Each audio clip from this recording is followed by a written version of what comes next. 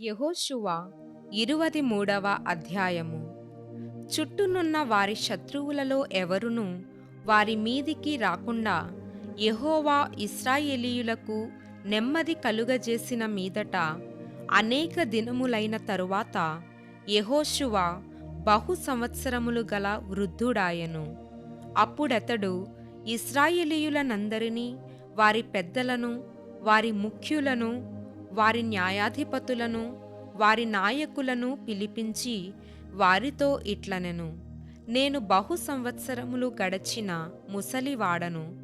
మీ దేవుడైన యెహోవా మీ నిమిత్తము సమస్త జనములకు చేసినదంతయు మీరు చూచితిరి. మీ నిమిత్తము యుద్ధము చేసినవాడు మీ దేవుడైన యెహోవాయే. చూడుడి, యొర్దాను మొదలుకొని తూర్పు దిక్కున మహాసముద్రము వరకు నేను నిర్మూలము చేసిన సమస్త జనముల దేశమును మీ గోత్రముల స్వాస్థ్యము మధ్య మిగిలియున్న ఈ జనముల దేశమును మీకు వంతు చీట్ల వలన పంచిపెట్టితిని. మీ దేవుడైన యెహోవాయే వారిని మీ ఎదుట నిలువకుండా వెళ్ళగొట్టిన తరువాత మీ దేవుడైన యెహోవా మీతో సెలవిచ్చినట్లు మీరు వారి దేశమును స్వాధీనపరచుకొందురు. కాబట్టి మీరు మోషే ధర్మశాస్త్ర గ్రంథములో వ్రాయబడినదంతటినీ గైకొని అనుసరించుటకు మనస్సు దృఢము చేసుకొని ఎడమకు గాని కుడికి గాని దాని నుండి తొలగిపోక మీ యొద్ద మిగిలియున్న ఈ జనుల సహవాసము చేయక, వారి దేవతల పేర్లను ఎత్తక, వాటి తోడని ప్రమాణము చేయక, వాటిని పూజింపక, వాటికి నమస్కరింపక, మీరు నేటి వరకు చేసినట్లు మీ దేవుడైన యెహోవాను హత్తుకొని ఉండవలెను. యెహోవా బలము గల గొప్ప జనములను మీ ఎదుట నుండి కొట్టివేసియున్నాడు. మీ ఎదుట నేటి వరకును ఏ మనుష్యుడును నిలిచియుండలేదు.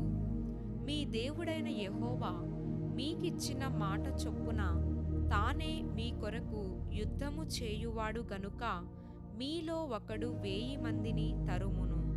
కాబట్టి మీరు బహు జాగ్రత్తపడి మీ దేవుడైన యెహోవాను ప్రేమింపవలెను.